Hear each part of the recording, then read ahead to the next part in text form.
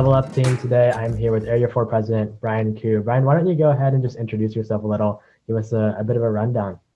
So, as Zayn mentioned, my name is Brian Koo. I'm Area 4 President of DECA and a state officer, serving as the Vice President of Career Development. And just to give a summary of what I do for DECA, we pretty much help students realize how we could apply DECA into the real world and teach them a few skills that they could use as they move on to the business world or in any profession that they want to do. And in my experience with competitions, I've worked with a few local businesses, acting as a consultant from everything from digital marketing to advising a new operations plan for the next upcoming year. Love it, love it. And so today's topic, just for all the listeners, is really about differentiation. So I want to just dive into the first point here. And so Brian, what are the different points of differentiation that you take a look at when you're going over business plans, or different things that you can add to really set yourself apart in terms of writing a business plan? Yeah, I think one of the common misconceptions about business plans is that each business needs to look for the same point of differentiation, and that's obviously not true. One of the business plans I wrote last year was for a cookie dough business, and specifically what we keyed in on in the points of differentiation is how marketable we can make their products on social media, because they have extremely nice interior and exterior design. So the points of differentiation that we focused on for that business was making sure that they stress their nice products being extremely Instagrammable, as they call it these days. But if we're looking at something like a financial firm, obviously the points of differentiation would be better rates or more cash incentives. So depending on what direction your business wants to take, you want to be looking in that direction for a point of differentiation. Like, it doesn't make sense for like something like Chase Bank to put all their efforts into being super Instagrammable.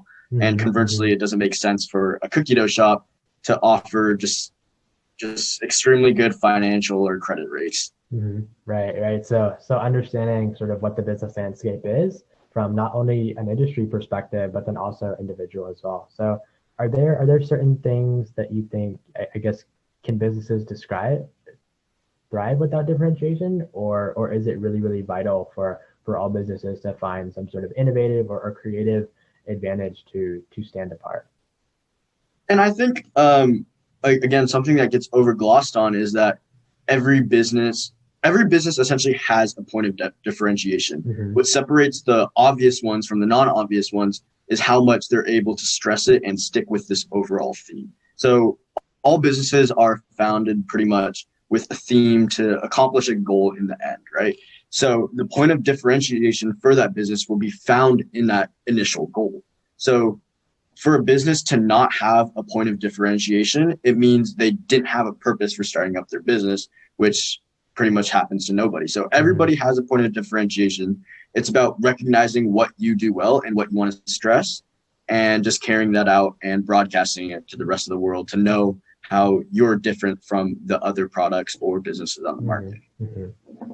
And so double clicking into that idea of separating yourself, are there certain areas of the business that you can identify in terms of what their points of differentiation look like? So I know you tapped into the Chase and cookie dough company. Do you think everybody has that sort of point? Or I guess, what would those points be if you could just list them out for the listeners? Yeah, I think the first thing that you want to do when identifying your point of differentiation is look at the target market of the business. You got to be looking at demographics, psychographics, so what age they're in, what they like to do in their free time. And then from there, you could develop your point of differentiation. So whether it's looking at what makes your business successful, and you're obviously going to be needing to do tons of market research pretty much.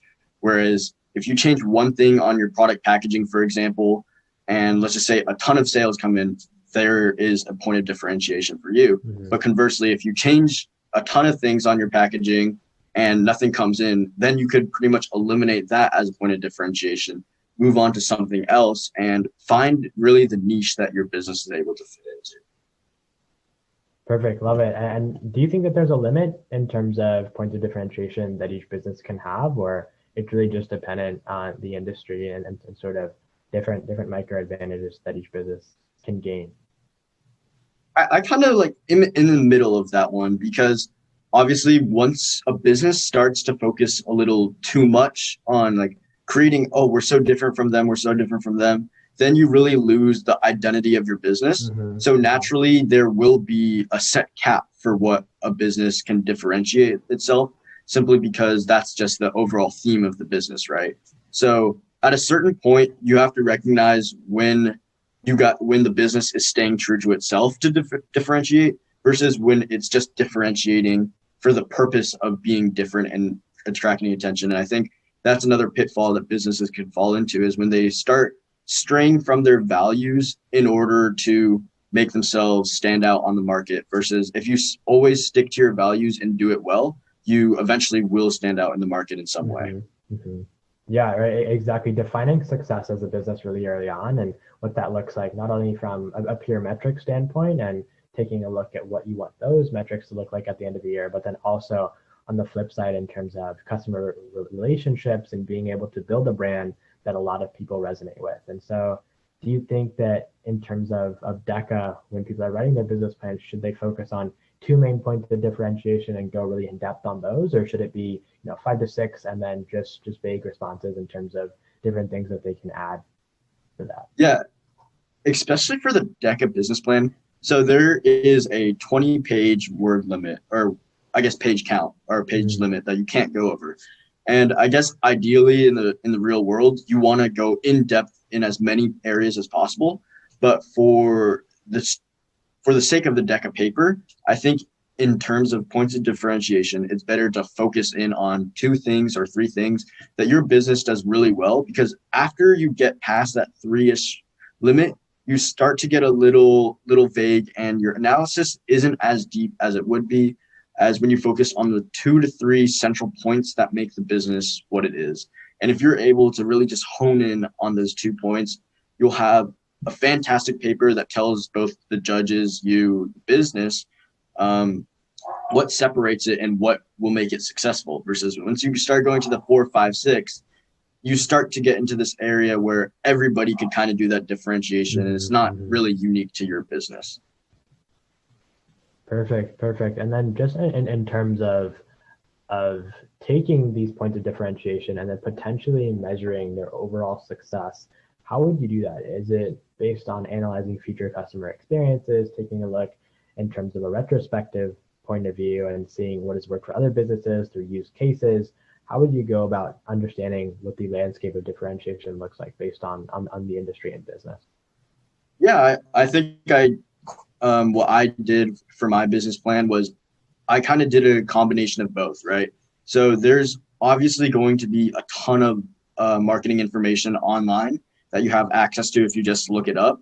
So if you combine what has worked for other businesses in the past or what other market research surveys have popped up, you get that information and then combine it and apply it into the new landscape given the rising trends of your industry.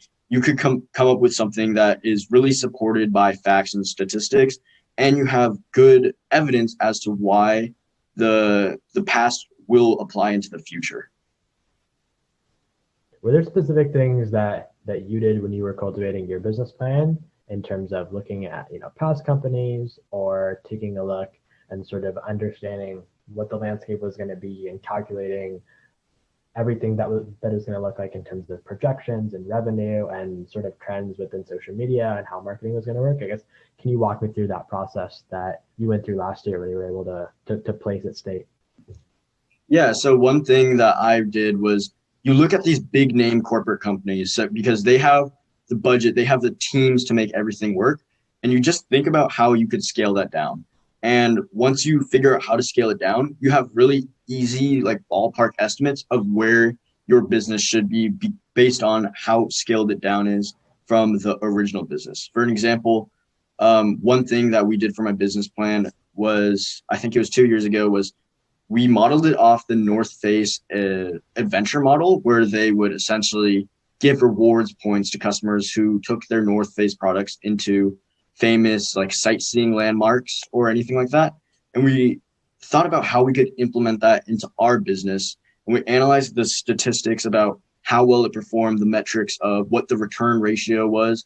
And we essentially took the size of North Face created like a scalar metric and how we could apply everything that they had from the returns that they had from their model into our new business. And we were able to get some pretty ballpark estimates of what the returns would be given if we copied the North Face model, but on a smaller scale. Yeah, I love it. I love it. I've been doing a lot of research lately just for one of my own personal projects. And a lot of it has been taking a look at different use cases and then attempting to scale those down like you alluded to, and then really match them up with the corporation. So do you also take a look at anecdotal evidence and potentially conducting your own research surveys for a group of people, or is it purely just taking a look at sort of these flagship companies and then pulling out ideas from there? I think it's important to get a measure of both. I think the big name companies are where you should get your general information. And once from there, you could host like smaller focus groups where you could get very anecdotal, very personal evidence about how this would affect them or how they could implement it into their lives. So you use this, I guess, research or plan put out by these big name companies to guide how you want to shape your business plan, or how you could, again, develop points of differentiation using the model that they already set out. Because a lot of the successful stuff, it's already out there for you. You don't need to invent something new. You just need to find out how you could take what worked for someone else and make it work for you. And do you think that evidence from flagships appeals more to investors than potentially small business statistics? Which one would appeal more to judges or investors if you were in those shoes? Yeah, I think it's a part of human nature where if you see a statistic of how much this action plan returned for a certain business, you're going to be more likely to support it because it's shown to be proven to work in the past. But one thing you got to make sure to do when you're explaining it is how you can make it work, but on a smaller scale. And a lot of the plans that larger businesses put out work a lot of the time because they have that larger budget, they have that larger support team. But in your business plan, if you're going to try to scale it down, you need to make sure to explain why it would work, even given your small business, when you don't have the same resources that they have. And does this require a lot of research on competition as well, and finding out certain things that they've done? How would you leverage both personal research, understanding differentiation, but then also tapping into sort of that competitive analysis part of it as well? I definitely think looking into the competitors plays a good role, but a lot of the models that you're taking from these large flagship companies, they don't have to be necessarily in the same industry, right? So it's all about, when you're writing the business plan, I guess approaching business in general, it's all about putting it into your own perspective. So obviously you're going to need competitor analysis, but for your own industry, competing with, I guess when you're a smaller business, you have to compete with both the larger and the smaller ones, versus if you're a large business, you only need to really compete with the other large names, right?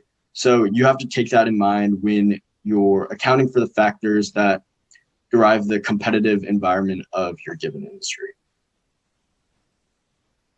And then double clicking into that idea again of competition and sort of how that analysis relates to differentiation, how do you cultivate different points that cannot be easily replicated from businesses? Is it taking a really, really creative strategy to a problem, or potentially diving into innovation and tech to a certain problem? How would you go about creating things that can't be easily replicated?